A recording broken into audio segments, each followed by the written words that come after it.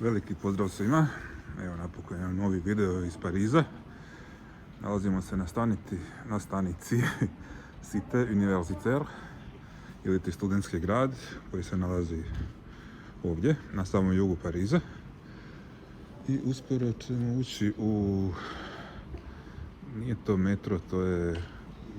metro je samo manji vlakovi koji voze u samom Parizu, a ovi što idu van se zove drugačije, regionalni ekspres. I oni voze i u Pariz i van Pariza u okolicu. Konkretno ovo je B linija koja spaja sjever i jug pariške regije i oba pariška aerodroma, znači Charles de Gaulle i Orly. To bi bio kao njemački S-Bahn, dok je metro kao U-Bahn, samo znači unutar grada. Ovaj video radim po narudžbi jednog malog dječaka iz Novog Sada koji voli sve što ima veze sa željeznicom, kao i ja. Znači Jovane, ovo je za tebe. Idemo zajedno u avanturu pariškim metrovima.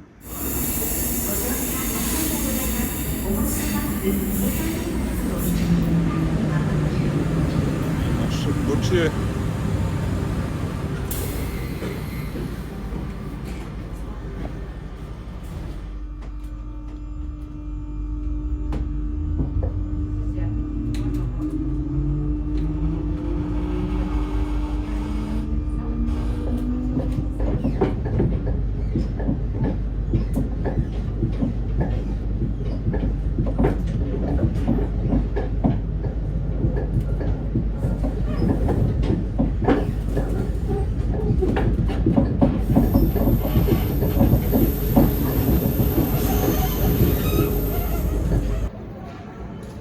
Evo nas na metrou, linija 6, stanica Denfert-Rochereau. Specifične stvari za ovu liniju su što, kao što ćete vidjeti, iako ovdje tračnice postoje, ovaj metro za razliku od ostalih ne ide po tračnicama, već ima točkove i gume i ide po ovim postavkim podlogama pored tračnica.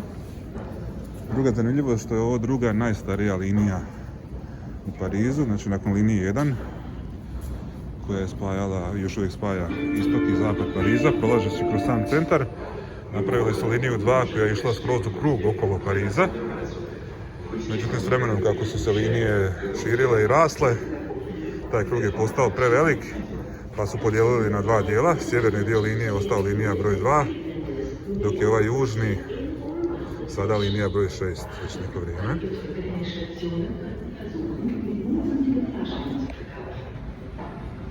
Evo stiže jedan sa suprotne strane, pa ćete moći vidjeti točkove i gume.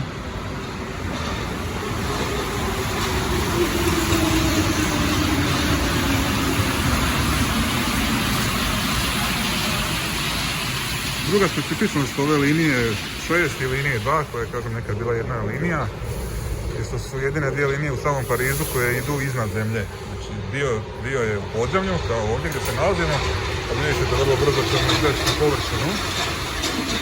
Postoje još neke nove linije koje sad idu van Pariza, pa tamo gdje su izvan Pariza su izvan zemlje, ali ovdje u samom Parizu su uglavnom sve u podzemlju, osim ove dvije linije, dvojke i šestice.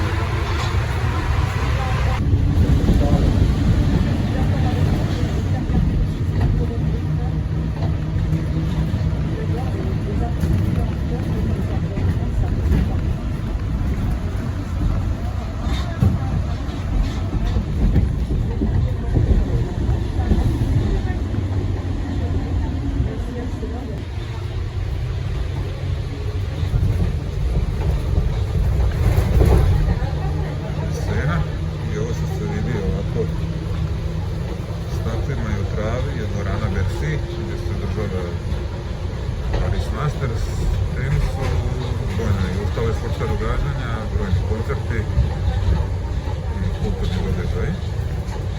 Tu ćemo sada i sići na stanici Merci gdje ćemo kreću na liniju 14. Na jednu od dvije za sada potpuno automatske linije, znači bez šofera. Kako ste vidjeli skoro.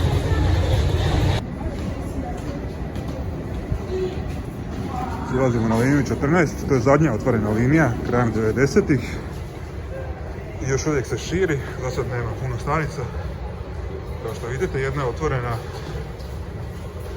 krajem prošle godine. Zadnja. A širi se još dalje prema jugu i radi se na novim linijama. Na linijama koje su potpuno automatske kao ova i linija broj 1. A sad su počeli na liniju broj 4 koja će uskoro biti automatska. Znači postoji zaštita da ne bi neko pao ili da se ne bi neko bacio na prugu, pošto nema šofera koji bi mogao odmah zaustaviti metro. A uskoro će biti ove zaštite i na svim linijama.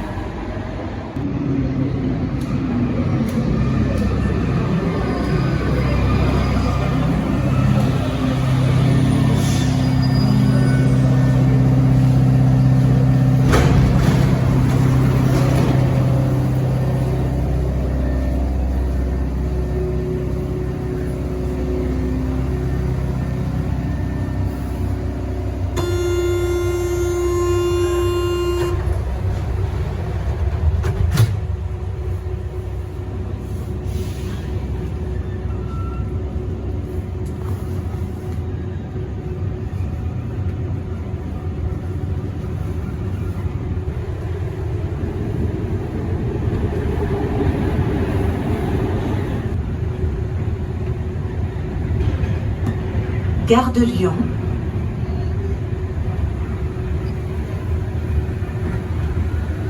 Gare de Lyon. À cette station, descente à gauche. Doors open on the left. Uscita a sinistra.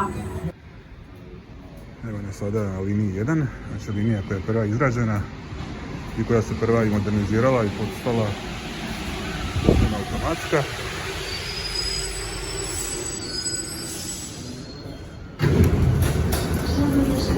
Pour notre santé à tous, nous vous rappelons que le port du masque couvrant la bouche et le nez est obligatoire en station et à bord des trains, sous peine d'une amende de 135 €. Customers are reminded that face masks covering their mouth and nose must be worn for the full duration of journeys on public transport networks, including stations. Failure to comply will lead to a 135 € fine.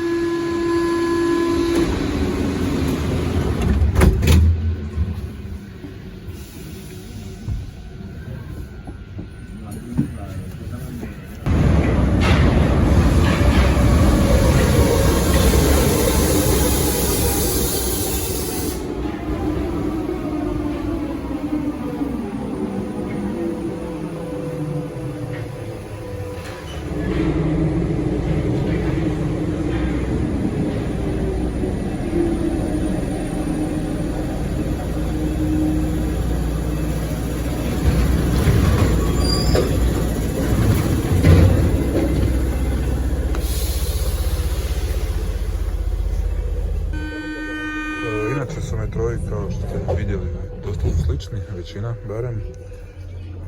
Ovo je linija 8 u kojoj smo sada. Linija 7 i linija 13 imaju isto ovakve metroji koji se nešto razlikuju izgledom od ostalih. Sad ovi novi što dolaze naravno su dosta nešto različiti, ali inače su sve linije bile gotovo identične, osim ove tri koje su imali ovako malo posebnu vrstu. Sad ćemo, znači prošli smo liniju 6, liniju 14, liniju 1, sad smo u liniju 8, ići ćemo u liniju 5, pa 10 i završit ćemo s linijom 4, ali kao što sam rekao vidjet ćete da su oni dosta slične i ostale linije, linijama više ništa novo ne bi vidjeli, tako da ćemo s linijom 4 završiti ovu današnju malu turnejicu po pariškim metrojima. Linija 5 na kojoj sada sjedamo, isto modernizirana prije nekih 10 godina, gdje voze relativno novi metroji. Isti ovakve kao što ćete vidjeti sada, voze na linijama 2 i 9. Znači nešto noviji. Vrata su isto automatska, nema više da se mora putnik Samotvarac.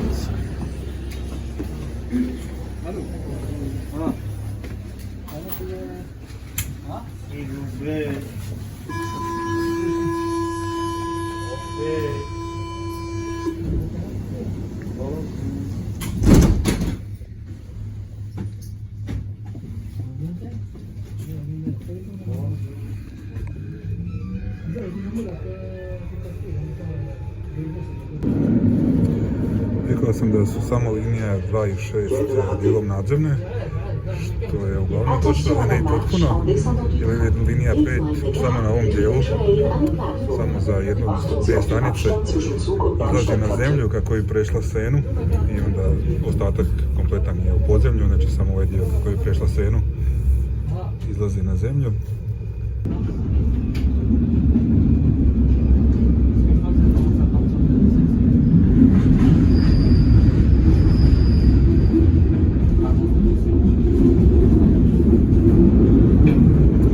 Da sve ostale linije koje prelaze Senu čine to ispod Sene kroz tunele, samo 5 i 6 imaju mostove. A ovdje se idemo na liniju 10. en descendant du train. Please mind the gap between the train and the platform. Achten Sie auf den Abstand zwischen Zug und Bahnsteigkante. Evo nas na liniji 10, Gare Stel-Sterlitz, početna stanica. Tako da ćemo tu čekati sljedeći metro. Ovo je upravo stigao, znači to će biti naš vjerojatno koji ide tamo se okrenuti. I vratit će se ovdje. Gare Stel-Sterlitz je jedna od željezničkih stanica u Parizu. Preko puta Sene gdje smo malo prije bili je Gare de Lyon. Jedna od drugih glavnih stanica. Nalazi se skoro u samom centru Pariza, nije baš najuži centar, ali onako širi centar. I linija broj 10 kreće odavde, pa prema zapadu, u mjesto predgrađa Pariza koje se zove Boulogne-Billancourt. Liniju 10 ćete uzeti ako želite ići na Park Prinčeva, gdje možete doći s linijom 9 koja je čak i nešto bliža, ali možete doći i sa 10-kom. Ili ako idete na Roland Garros ili tenis, tada je također potrebno to učiniti s 10-kom. Metro koji smo upravo vidjeli, koji će uskoro doći, je metro kakav ja pamtim iz 80-ih godina. Stiže, vraća se onaj koji je bio preko puta. Linija 4 koju ćemo uzeti poslije je bila do prije, sad već 15 godina, možda i više, bila potpuno ista ovakva, kažu većina su bile takve. Mnogi su sad modernizirali, to ćete vidjeti. Ali ovo je onaj klasični pariški metro. Možemo vidjeti dobro iznutra, nema puno ljudi, bar do sada. Liniju 2 je ista kao broj 5. Linija 3 je za sada uglavnom ista ovakva. Liniju 4 ćemo vidjeti, 5 i 6 smo vidjeli. 7 je ista kao 8 koju smo vidjeli. 9 je sad ista kao 5. Ovo je 10.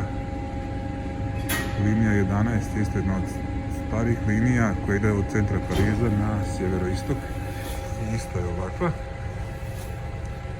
12 nije baš ista, ali je slična. 11 je ista kao 8 koju smo vidjeli i 14 smo se vozili, znači to bi bilo sve linije, iako ih nismo vidjeli sve. Vidjeli smo različite metroje koji voze po Parizu i vidjeli smo međugradsku liniju B. Linije A, C, D i E nešto jesu drugačije, ali danas ih nećemo vidjeti jer u Parizu je od subote još neka blaža verzija, ali je lockdown, tako da sam zapravo iskoristio posjet Zubaru da bi vam snimio ovaj video. Moramo ostati tako negdje u granicama puta prema kući. Krenuli smo sa početne stanice linije 10, Gare Sterlitz.